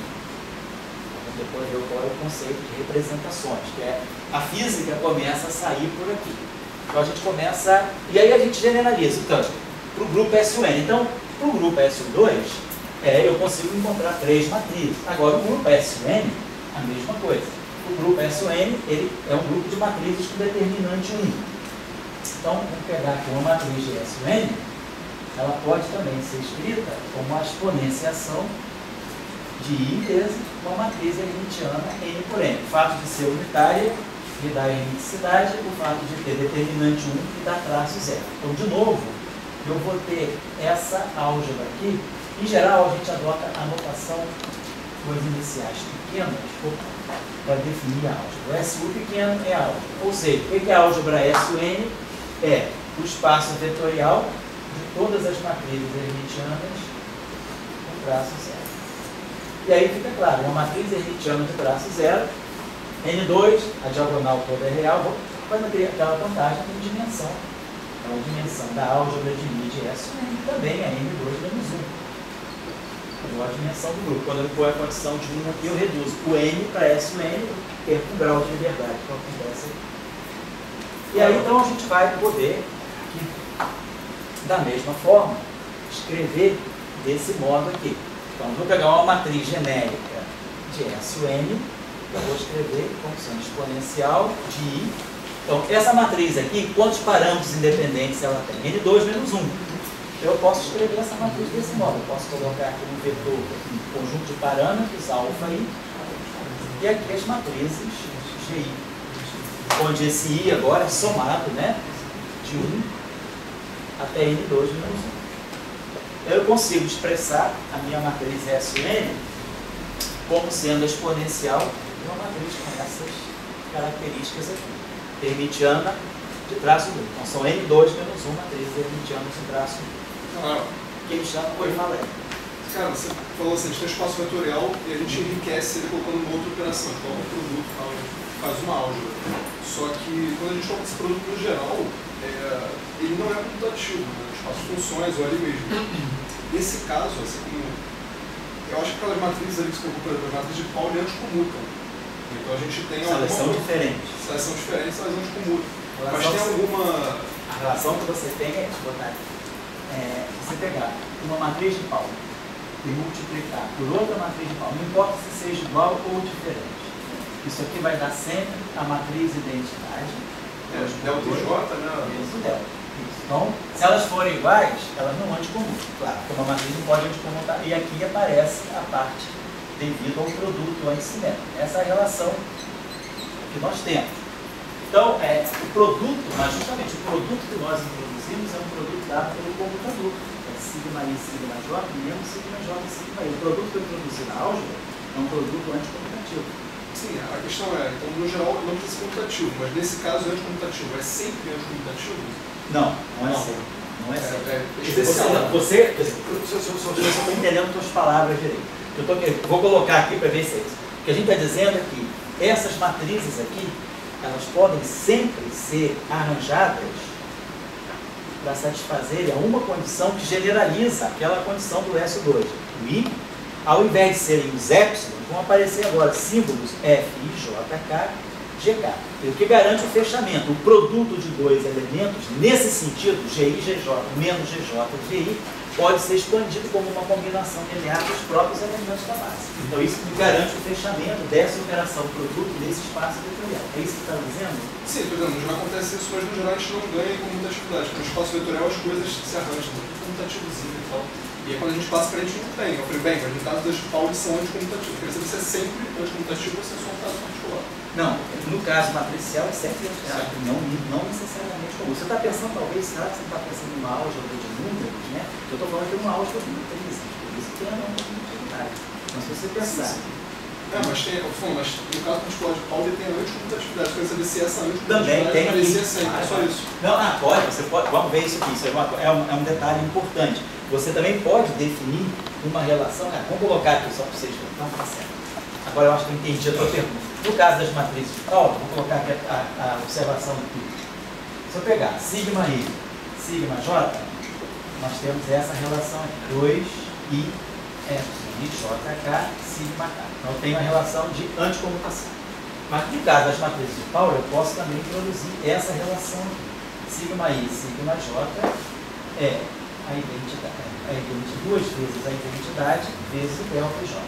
Se as matrizes forem diferentes, elas anticomutam.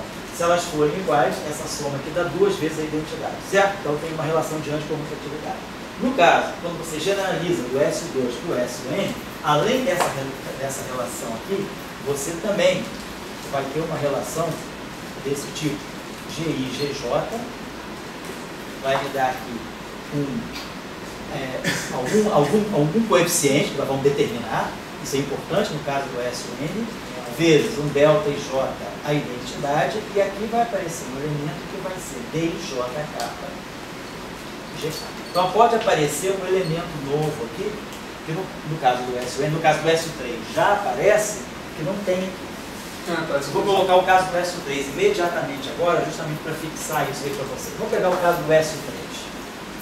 Então, o grupo S2 ele tem várias aparições no físico. Ele aparece na álgebra de momento angular, na mecânica quântica, momento angular orbital, momento angular de spin. Ele aparece, é o chamado grupo de simetria isotópica na física nuclear, né? A estrutura do próton-neutro, dos mesons spin. Então, a gente tem o chamado spin isotópico das interações fortes, que é baseado no grupo S2. Temos a simetria SO2, que é a simetria de spin isotópico fraco nas interações fracas. Então, a gente tem vários exemplos, né, de simetria, vários momentos em que a simetria SO2 aparece em física de formas diferentes. Agora, a simetria SO3, bom, em geral, a simetria... Você fez um M ali, igual ele vai estar ali, falou do meu... Aqui, né? Você está fazendo com um S2. porque você tem 3 parâmetros alfa. Agora, se você fizesse, vamos dizer, um N elevado a I, vamos dizer, um M, um H, uma matriz 2 por 2, vezes um alfa. Onde, vamos dizer, esse I, vamos chamar de H, uma matriz ABCD, ele vai ser reescrito também em termos das matrizes de Pauli. Certo. Mas só está com alfa. Você diz, pegar uma matriz, vamos pensar assim, vamos pegar uma matriz, vamos pegar aqui uma matriz, uma matriz hermitiana. Vê se é isso que você está dizendo. Pegar uma matriz hermitiana 2 por 2, você quer com um parâmetro. Em geral, a matriz hermitiana 2 por 2 tem essa estrutura aqui, traço vamos botar assim. A, B, C, D, né? Isso, vou botar assim, A, B, C, D. Então ela é hermitiana. Se ela é hermitiana, então esse C aqui tem que ser D estar. E se ela é hermitiana, A e D tem que ser reais. Mas se ela é hermitiana de traço nulo, aqui é menos A. Isso aqui é uma matriz hermitiana de traço nulo. Então, ela tem 3 parâmetros independentes. A, parte real de B, parte imaginária de B. São os 3 parâmetros independentes. Aí você está querendo, então, quer dizer, eu posso escrever essa matriz, como a gente colocou aqui, dessa forma.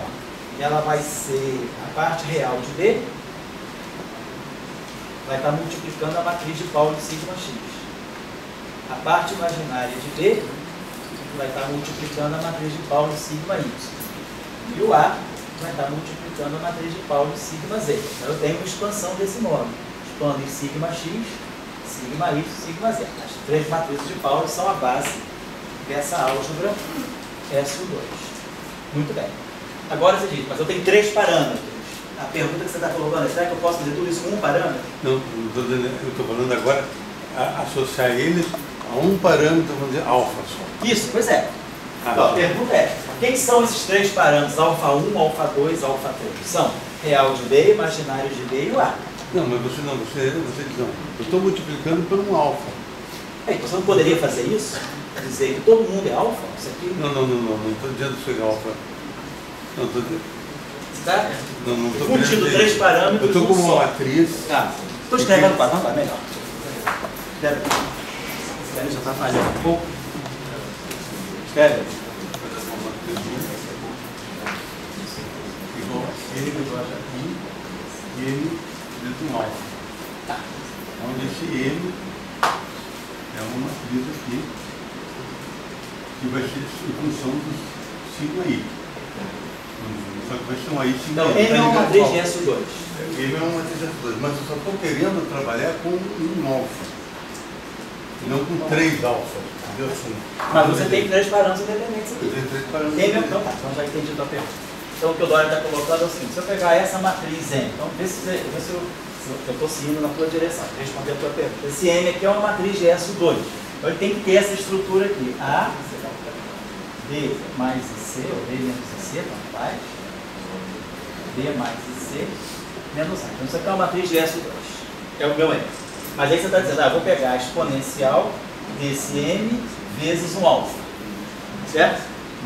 Então significa que você está pegando A alfa, B alfa, C alfa, B alfa, C alfa, A alfa. Então no fundo você joga o alfa para dentro de todos esses parâmetros. Então você pode absorver o teu alfa nos 3 parâmetros da matriz SU2. Esse alfa eu diria que é inconsequente. Porque ele é um parâmetro que simplesmente você redefine. Então vamos trabalhar com a matriz U exponencial de I M', onde M' é a matriz M vezes alfa. Esse alfa aí pode ser incorporado em todo mundo. Ele é um parâmetro global. A pergunta que você estaria com uma matriz M, mas com um grupo 1. Não. Está com um alfa. Não estaria com um grupo. Se essa matriz aqui é o SU2, como você está dizendo, então eu não posso estar com um grupo 1. Eu estou com um parâmetro multiplicando uma matriz de SU2. Ela não sabe se é SU2. Claro que sabe. Se ela é isso, ela sabe. Não, mas ela é uma matriz 2 por 2, que pode ser expandida nas matrizes de Pauli. Mas você está com uma matriz M. Não, uma matriz 2 por 2 só pode ser. Geral, ela não é expandida só nas matrizes de Pauli. Eu preciso. A coisa geral é toda matriz 2 por 2 pode ser expressa desse modo. Um número a 0 vezes a identidade. E aí sim, as 3 matrizes de Pauli. Mas as 3 matrizes de Pauli, elas jamais vão gerar uma matriz 2 por 2 geral. Porque ela vai ter sempre traço zero. Essa matriz ali. Então, tá. Então eu só estou com essa matriz Tá. Certo? E aí você multiplica ela por alfa. Por alfa. Então, se você multiplicar ela por alfa, você está botando alfa aqui e alfa aqui. Então, isso continua sendo uma matriz em linha, só com os parâmetros redefinidos. Como esses parâmetros são arbitrários, botar alfa ou não colocar alfa, você vai varrer o mesmo espaço de parâmetros que você tem. Se esses parâmetros aqui são A0, A1, A2, A3, reais quaisquer, aí você multiplica A0 por alfa, A1 por alfa, A2 por alfa, A3 por alfa. Se esse alfa é qualquer e se esses A's são quaisquer, você vai estar gerando o mesmo espaço de parâmetros, você não vai estar fazendo nada de novo. Você está multiplicando real por um número real qualquer. Você continua tendo um número real. E se alfa for de x aqui? Oi? Se alfa o quê? For de x, uma função de x aqui. Mesma coisa, você vai estar multiplicando, você vai estar trabalhando, em vez de estar trabalhando com parâmetros reais independente de t e de x, você está trabalhando com parâmetros que dependem da posição e do tempo, mas você está varrendo o mesmo espaço de parâmetro. Botar esse alfa aí não vai te dar nada de novo, é fantasia. Tá? Então vamos lá. Então a gente vai ver o que vai acontecer agora. Deixa eu apagar isso aqui, né? O SUN. Então nós vamos poder sempre pegar esse conjunto. Então, como a gente estava colocando aqui, essa matriz H, então toda a matriz hermitiana N por N pode ser escrita como uma combinação linear de uma matriz de base N por N, hermitianas de traço nulo. Vamos pegar então o caso 3 por 3. Deixa eu apagar isso aqui. Então suponhamos que eu esteja falando do grupo SU3.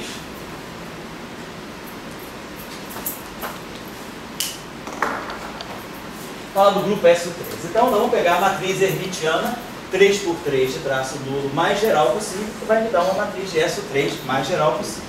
Então, vou pegar uma matriz 3 por 3 de traço nulo hermitiana. Deixa eu botar aqui para não dar confusão, fazer assim. Então, se ela é hermitiana, a diagonal é real. Vou botar aqui A, B, C. Mas ela tem traço nulo. Então, aqui desses três parâmetros, dois só são independentes. Então eu posso escolher, botar menos A, menos B. Poderia botar aqui, tanto faz, menos A, menos C, mas é A, B, menos A, menos B. Então ela tem que ter traço nulo. Então eu já eliminei um parâmetro que estava na diagonal. Agora ele é hermitiano, então aqui eu posso botar alfa mais e beta, e aqui alfa menos e beta. Aqui eu posso botar gama mais e delta, gama menos e delta, epsilon, menos. Então tá. Então eu tenho uma matriz hermitiana, 3 por 3, de traço nulo. Quantos parâmetros eu tenho? A, B, alfa, beta, gama, delta, epsilon, zeta. Então tá. Então eu tenho 8 parâmetros independentes. Então é o grupo SU3, é a álgebra de SU3. Então a álgebra de Lie de SU3, ela é uma álgebra de matrizes hermitianas 3 por 3 de traço nulo. Tem 8 parâmetros independentes. Então, se eu tenho 8 parâmetros independentes, falando aqui, vamos escrever essa matriz. Então, nessa base aqui, eu posso escrever ela assim: A vezes 1, 0, 0, 0, 0, 0, 0, 0, menos 1. Mais B vezes 0, 0, 0, 0, 1, 0, 0, 0, menos 1. Agora vou ter mais alfa vezes 0, 1, 0, 1, 0, 0, 0, 0, 0. Então, posso botar o menos e beta aqui, o mais e beta aqui, só para ganhar a matriz de Gauss. Posso botar o beta aqui, ó, 0, menos i, 0, 0, 0, 0, 0. Aí vamos, temos mais gama, 0, 0, 1, 0, 0, 0, 1, 0, 0. Mais delta, 0, 0, i, 0, 0, 0, menos i, 0, 0. Mais epsilon, 0, 0, 0, 0, 0, 0. Mais zeta, 0, 0, 0, 0, 0, 0, menos i. Então eu tenho 8 matrizes independentes, ó. 1, 2, 3, 4, 5, 6, 7, 8. Tem 8 matrizes de base. Então essas 8 matrizes de base são o que nós chamamos de matrizes geradoras do grupo SU3. São as matrizes de base da álgebra SU3, ou chamadas matrizes geradoras do grupo SU3, porque a partir dessas matrizes, exponenciando, eu ganho essa matriz aqui. Tá? Então essa é a relação entre a álgebra e o grupo. Então aqui eu tenho essa base. Essa base não é a base, se padronizou por uma questão da física, Gelman, quando fez a proposta da simetria S3 para as interações fortes, ele propôs uma outra base, que é uma combinação linear. Quando eu estou numa álgebra, eu posso fazer combinações lineares dos vetores de base e ganhar uma outra base. Eu passo de uma base para outra. A base normalmente adotada para as matrizes S3, então a gente vai colocar aqui, vamos dizer, S3 em forma padrão, né? A forma padrão é a forma devida a Gelman, que a gente chama então de matrizes de Gelman. Então, o que é importante é que todas essas 8 matrizes sejam todas hermitianas e de traço nulo, que é o caso de todas elas, que é a característica disso aqui. E aí, Gelman trabalhou com combinações que levaram a esse seguinte coisa, são 8 matrizes, na nomenclatura a gente chama de matrizes lambda I. Chama aqui lambda A de 1 a 8, são as 8 matrizes de Gelman. Então, Gelman adotou essa parametrização aqui.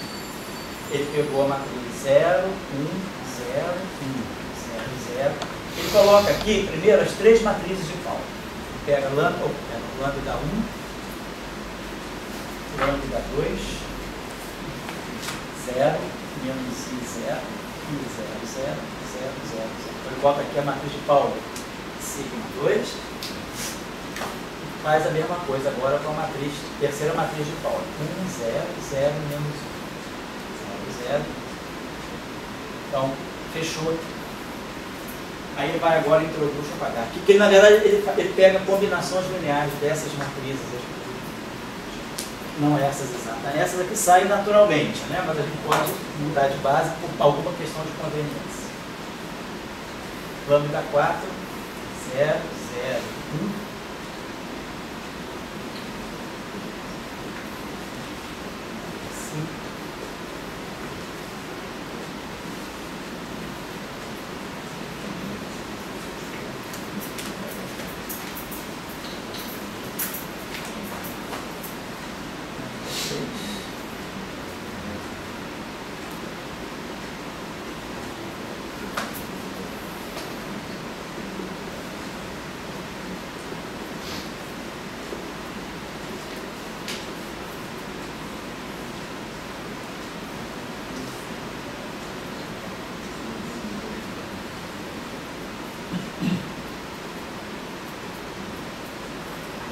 Então a gente escolhe essas 8 matrizes. Esse raiz de 3 aqui tem a sua razão de ser depois, porque ele estava pensando numa aplicação física de interações fortes. Esse raiz de 3 aí vai ter um significado. É só uma questão de normalização depois, mas o que é importante é ter 8 matrizes de base, né, todas hermitianas e de traço zero. Então com essas 8 matrizes aqui, nós temos a álgebra de Lie do grupo S3. E aí a relação que a gente tem catalogado em geral são, então a gente adota, da mesma forma que a gente faz por S2, as matrizes que vão ser adotadas, as matrizes de base, vão ser os 5 lambdas sobre 2, na verdade, divide por 2. Então, para o Gelman lá, então ele vai ter essa relação de GA/GB, né, lambda A sobre 2, comutador lambda B sobre 2, vão ser essas constantes aqui que a gente chama então de constantes de estrutura. Só que agora o ABC não vão de 1 a 3, não é mais o epsilon de Leibniz, mas é um símbolo que é completamente antissimétrico, FABC é igual a FBCA é igual a FCAB, igual a menos FBC, menos FACB, menos FCB. Permutações pares num próprio sinal, permutação simples. É a mesma simetria do epsilon de Leibniz. Então essas constantes aqui caracterizam cada grupo, né, quer dizer, o grupo SU2 tem essas constantes aqui como sendo o próprio símbolo de Leibniz, né, o epsilon ABC, um ABC indo de 1 a 3 e que o ABC vão de 1 até 8, porque eu tenho 8 geradores. Então esses coeficientes aqui são tabelados, né, são chamados constantes de estrutura de SU3, isso aí é conhecido, deixa eu botar os valores aqui. E não precisa dar tudo, porque tem as propriedades de simetria e de antissimetria. Então, sabendo alguns, a gente sabe tirar todos, né? Então, a gente tem basicamente isso, o F1, 2, 3 é 1. E aí, todas as demais permutações de 1, 2, 3 vão ter sinal mais 1 ou menos 1. Aí nós temos F1, 4, 7, igual a menos F1, 5, 6. igual a F 2, 4, 6, igual a F 2, 5, 7, F 2, 4, 5, menos F 3, 6, 7, que é igual a 1. E depois o último grupinho que não é zero é esse aqui, F 4, 5, 8, F 6, 7, 8, igual a raiz de 3 sobre 2. Então, todas as demais que não estão aí, que não são permutações desses índices aí, são zero. As que não são zero são essas aí, suas permutações. Por exemplo, F572, né? Se eu quiser saber quem é F572, é só trazer para cá. Traz o 2 para cá, ele dá 2 sinais menos. Então, essa F257 é igual a F572. 257 é igual a F572. E assim vai. Então, nós temos essas relações. Ele definiu o lambda. Oi? Ele definiu o lambda. Do lambda ele tira o F. Isso, você sabendo os lambdas, você tira os Fs. Agora, aquilo que o Nico falou. Os Ds. Então, temos também calculados os Ds. Então, nós temos essa relação aqui para as matrizes de Gell. Vou pegar aqui, nós temos aqui lambda A sobre 2. Lambda B sobre 2. Anticomutador. Isso aqui vai dar para nós 1/3 do delta AB vezes a identidade, 3 por 3, mais esses coeficientes aqui, DA, BC, lambda C sobre 2. E aí tem um polinômio, nem dá aqui, são conhecidos, vocês podem tirar tabelados. Onde é que vocês podem encontrar isso, né? Vou botar aqui para vocês. Bom, se vocês querem um livro assim bem prático, né, para consulta de propriedades assim numéricas dos grupos de Lie, vocês podem pegar o Officious Reports. Esse Officious Reports aqui é sério, né? Officious Reports de 1976, Slansky.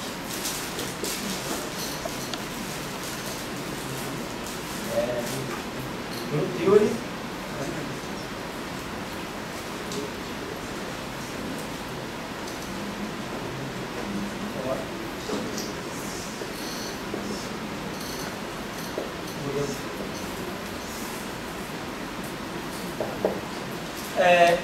Outro livro que dá isso também, aquela referência que eu deixei para vocês na semana passada, é o livro de Algebras in Physics, que é o livro do George Adam. Bom, SO3 é muito popular, vocês encontram em vários livros. SON já não tanto, mas o SO3 é bem popular. Então, essas constantes D aqui, eu não vou dar para vocês. Agora, tem uma coisa interessante que tem que chamar a atenção, quando a gente vai começar a falar agora do que é uma representação. Se, por exemplo, vocês já vão lembrar aqui lá no grupo U2,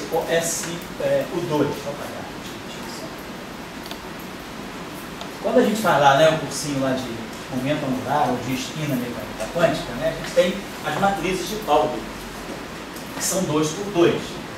Então nós temos essa álgebra aqui, a álgebra de Lie das matrizes de Pauli, sigma I sobre 2, sigma J sobre 2, dando I, F1 e J kappa, sigma kappa sobre 2. Então é a álgebra de Lie de SO2. Essas matrizes são 2 por 2 e essas constantes estão aqui. Se eu agora definir matrizes 3 por 3, pegar 3 matrizes 3 por 3 com essa estrutura aqui, a matriz G1, ela é menos I, 0, 0, 0, 0, 0, 1, 0, menos 1, 0. A matriz G2, 0, 0, menos 1, 0, 0, 0, 1, 0, 0. E a matriz G3 é menos I, 1, 0. 0, 1, 0, menos 1, 0, 0, 0, 0, 0. Se nós pegarmos agora essas três matrizes, 3 por 3, puramente imaginárias, a gente pode verificar imediatamente que elas satisfazem essas mesmas relações. GI, GJ igual a I, epsilon, JK, GK. Então, cada matriz dessa está fazendo o papel de uma matriz de Pauli sobre 2. Aqui é uma coisa 2 por 2. Aqui é uma representação 3 por 3. Então, eu estou representando o mesmo tipo de produto, a mesma relação de produto. Só que não sob a forma 2 por 2, mas sob a forma 3 por 3. Então isso aqui é uma outra representação, só que 3x3, da álgebra de Lie de S2. É como se fosse uma versão tridimensional das matrizes de Pauli, que são bidimensionais. Então isso aqui é uma outra representação. Mas o que é importante? Esses objetos não mudaram. A relação que define a álgebra, a relação de produto, ela é exatamente a mesma. Então a questão que a gente coloca aqui agora é o grupo SU3. Então tá, eu defino ele naturalmente pelas matrizes 3x3, quer dizer, ele é um grupo de matrizes 3x3. Como o grupo SU2 é um grupo de matrizes 2x2. Mas agora, eu pude, a partir desse produto que foi definido no espaço de matrizes complexas 2x2, eu pude trazer essa relação e implementar essa relação no espaço de dimensão 3, e mantendo a mesma relação do produto. Então eu estou buscando uma outra representação da mesma álgebra. A álgebra está aqui, ó. É a relação de produto. É I com J dando E com I, JK com K. Aqui é a mesma coisa, eu pergunto, mas agora eu tenho matrizes 3x3. Será que eu consigo ir para matrizes, por exemplo, 2x2? Será que eu encontro 8 matrizes 2x2 que satisfaçam essas relações aqui? Ou será que eu encontro 8 matrizes 4x4 que satisfaçam essa relação aí? Ou será que eu encontro 5 matrizes ou 6 matrizes, 8 matrizes 5x5 ou 8 matrizes 6x6 que satisfaçam essa álgebra? Então, quando a gente tem uma relação que define, né, uma álgebra de Lie, que é a álgebra dos geradores, vamos dizer, geradores GA, GB, mantendo essas constantes de estrutura. O que define a álgebra é isso. Então a pergunta é, se essas matrizes aqui são matrizes de um grupo SUN, eu posso encontrar matrizes de ordem, sei lá, P por P, que satisfaçam essa mesma álgebra. Mas a pergunta é, esse P é solto ou ele é vinculado ao N? Então, no caso do SU2, por exemplo, a gente começa com matrizes 2x2, mas aí a gente pode encontrar matrizes 3x3, e aí a gente pode encontrar matrizes 4x4. Então eu posso varrer todas as dimensões. A pergunta é, no caso do SU3, será que isso é verdade? Eu posso encontrar, tem matrizes 3x3 com essa relação. Esses caras aqui são fixados, são aqueles valores que eu dei aqui. Se eu extrapolar isso, por exemplo, para matrizes 6x6, será que eu encontro 8 matrizes 6x6 que fechem essa relação? Ou será que eu encontro 8 matrizes 10x10 que fechem essa relação? Ou será que eu encontro 8 matrizes 4x4 que fechem essa relação? Então, nem sempre. Então, o que a gente chama de uma representação do grupo é quando